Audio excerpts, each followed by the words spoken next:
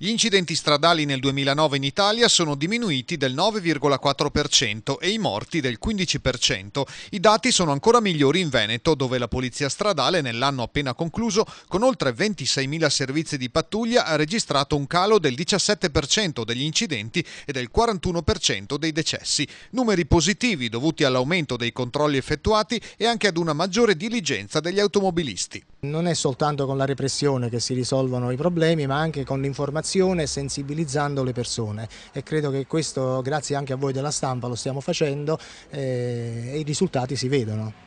Uno dei meccanismi di controllo rivelatosi più efficace è il Safety Tutor, sistema di controllo automatico della velocità attivo su tutta la A13 Padova-Bologna e sulla A4 nel tratto Brescia-Verona. Si tratta di un progetto a cui noi teniamo molto, perché a livello nazionale sulle tratte che sono state coperte da questo sistema di controllo l'infortunistica è calata del 50%, quindi un dato sicuramente significativo che ci induce a continuare su questa strada.